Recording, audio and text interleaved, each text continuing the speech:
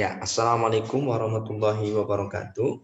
Alhamdulillahirabbil alamin. Pada kesempatan kali ini kita masih dipertemukan kembali, khususnya di pelajaran kali ini adalah pelajaran IPA. Namun sebelum pelajaran kita mulai, marilah kita awali dengan berdoa terlebih dahulu ya. Berdoa dipersilahkan. Ya. Oke, baik. Terima kasih anak-anak. Sebentar, Pak Fikri kali ini. Oke. Ya, kali ini Pak Fikri akan membahas mengenai, kita sudah masuk ke bab 3, yaitu mengenai suhu dan kalor. Nah, di pelajaran kali ini ya, kita akan membahas mengenai suhu, kalor, panas, dan sebagainya. Oke, first ya, pada kesempatan kali ini ya, Pak Fikri akan membahas sekilas atau rangkuman mengenai pertanyaan yang sudah Pak Fikri kirimkan kemarin. Ya, oke, baik. Pertanyaan pertama, ya, derajat panas atau dinginnya suatu benda, ya, derajat panas atau dinginnya suatu benda disebut dengan suhu. Nah, jadi yang dikatakan dengan suhu adalah suatu derajat panas dinginnya suatu benda. Nah, jadi ini bisa dikatakan dingin, panas. Nah, itu disebut dengan suhu. Namun alat untuk mengukur suhu, ya, kalau selama ini kan kita masih relatif nih pakai menggunakan indera peraba kita ya, berupa tangan, ya, berupa tangan kita untuk menyentuh, wah ini panas atau dingin nih. Nah, sebenarnya indera peraba kita itu bersifat relatif ya, tidak memiliki standar yang baku terkait panas dan dingin. Nah, karena memang setiap lokasi atau area itu memiliki karakteristik masing-masing. Mungkin orang yang berada di kutub utara, atau mungkin di kutub selatan, atau yang di iklim tropis atau khatulistiwa akan memiliki tingkat kepekaan yang berbeda. Nah, khususnya kepekaan terhadap indera peraba untuk mengukur panas dinginnya suatu benda. Sehingga alat tangan, ya, indera atau indera peraba atau kulit bukan termasuk alat mengukur suhu yang baik. Ya. Selanjutnya alat untuk mengukur suhu benda ya, yang sering kita tahu adalah termometer. Nah, benar sekali. Termometer merupakan alat ukur suhu yang sudah diakui oleh seluruh dunia, bahkan sesuai dengan sistem internasional. Nah, ada macam-macam termometer banyak nih. Adapun perkembangannya sekarang ada yang menggunakan inframerah, ya seperti termogan dan sebagainya. Sehingga memang kecanggihan teknologi sekarang ini membuat pengukuran suhu lebih efektif dan lebih aman. Oke, yang ketiga, satuan suhu dalam sistem internasional adalah Kelvin. Benar sekali ya. Jadi tidak menggunakan derajat ya kalau Kelvin, hanya satuannya adalah Kelvin atau K. K nih kayak gini, K. Kelvin. Nah, adapun skala suhu itu bermacam-macam ya. Di dunia ini dikenal dengan 3 yang kita ketahui ya, ada Reaumur, Celsius, Reaumur, Fahrenheit. Nah, setiap negara menggunakan yang berbeda-beda, meskipun secara internasional pakai Kelvin, tapi setiap negara itu menggunakan skala yang berbeda-beda. Kalau Indonesia biasanya menggunakan Celsius, mungkin di Amerika menggunakan Fahrenheit dan lain sebagainya. Oke, sehingga memiliki skala yang berbeda-beda yang digunakan. Namun secara internasional adalah Kelvin ya, Kelvin. Oke, yang selanjutnya termometer memiliki banyak jenisnya ya. Ya, termometer memiliki banyak jenis ya. Di antaranya di sini ada termometer ya yang diisi dengan zat cair, zat padat, atau mungkin ada termometer udara, termometer raksa, termometer alkohol, termometer logam, atau yang lain sebagainya. Nah, sehingga jenis-jenisnya pun akan bermacam-macam.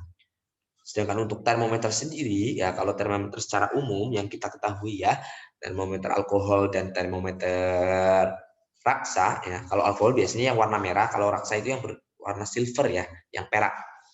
Oke, meskipun sekarang sudah ada termometer digital yang langsung membaca angkanya. Itu ada pipa kaca yang berupa pipa kapiler, jadi bentuknya pipa kapiler. Kemudian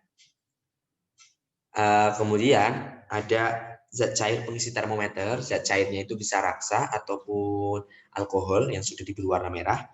Kemudian ada reservoir atau tandon, itu bagian bawah, ya, yang memang jadi ujungnya lancip dan ujungnya itu namanya tandon untuk menaruh zat itu. Nah, ketika suhunya panas, maka akan mengalami namanya pemuaian baik alkohol maupun raksa, sehingga nanti suhunya naik dan membaca berapa suhu yang terbaca. Nah, sehingga suhu yang terbaca itu adalah akibat dari adanya pemuaian suhu atau pemuaian pada zat cair yang ada pada pipa kapiler yang terletak pada tandon, kemudian naik ke atas. Selanjutnya ada skala, ya skalanya itu ya dari kalau setiap termometer punya skala yang masing-masing. Kalau termometer Celcius itu 0 sampai 100, kemudian termometer Reaumur itu 0 sampai 80,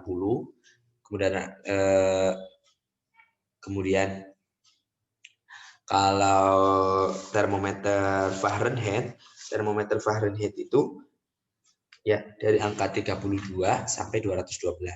Nah, selanjutnya, selain terdapat 3 skala termometer yang dikenal di dunia, 3 termometer skala yang dikenal dunia itu Celcius, Fahrenheit, Reaumur, dan Fahrenheit. Kemudian bahan termometer terdiri dari zat padat dan zat cair. Jadi ada yang berbentuk padatan. Padat itu bisa dari keping bimetal dan lain sebagainya. Kalau zat cair itu ya kita ketahui ya, ada raksa dan juga ada alkohol. Kemudian bahan termometer zat padat itu terdiri dari apa aja Pak? Itu ada bimetal, kemudian ada yang berbentuk hambatan, ada termokopel. Kemudian ada juga yang diisi dengan gas ya. Jadi ada yang diisi juga dengan gas. Selanjutnya untuk zat cair kita tahu ada alkohol dan juga ada juga yang diisi dengan raksa.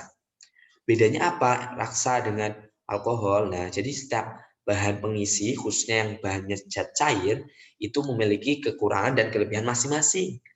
Apa Pak Fikri? Untuk raksa itu bisa mengukur suhu dengan suhu yang tinggi. Nah, jadi karena memiliki titik didih yang tinggi itu bisa mengukur sampai 357 derajat Celcius. Nah, sedangkan suhu rendahnya itu negatif atau minus 39 derajat Celcius. Sedangkan alkohol itu kebalikannya, bisa mengukur suhu yang sangat rendah namun memiliki titik didih atau titik tertinggi yang terbatas. Nah, yaitu bisa mengukur sampai minus 112 derajat Celcius dan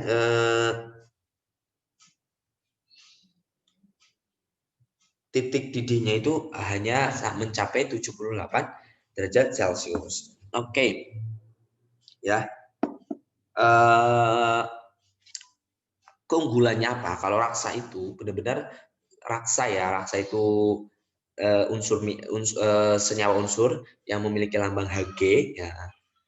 Hg kemudian itu memiliki kelebihan itu tidak membasahi dinding kaca atau pipa kapilernya. Benar-benar berarti apa ya peristiwanya? Berarti peristiwanya namanya kohesi antara zat raksa dengan pipa dengan tabung kaca itu sama-sama besar.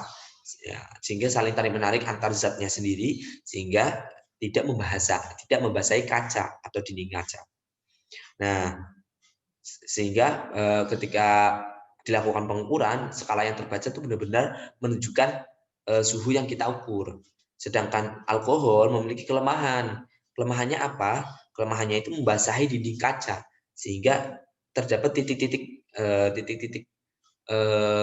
zat cair alkohol, sehingga memang memungkinkan adanya kesalahan error yang tinggi dibandingkan kita menggunakan termometer raksa.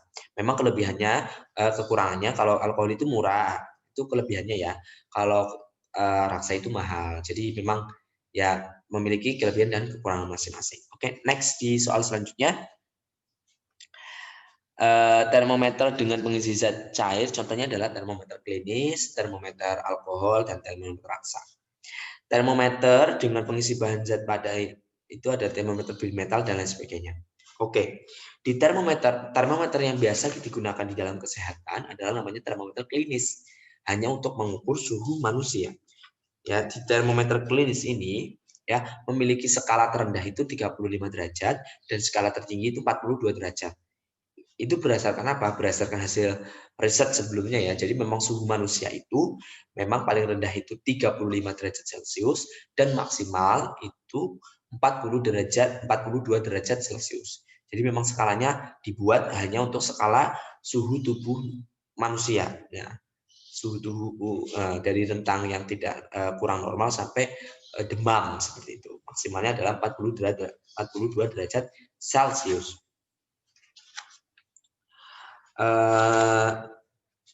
Itu saja ya pelajaran kita kali ini mengenai suhu dan kalor. Jadi nanti kita akan membahas mengenai suhu.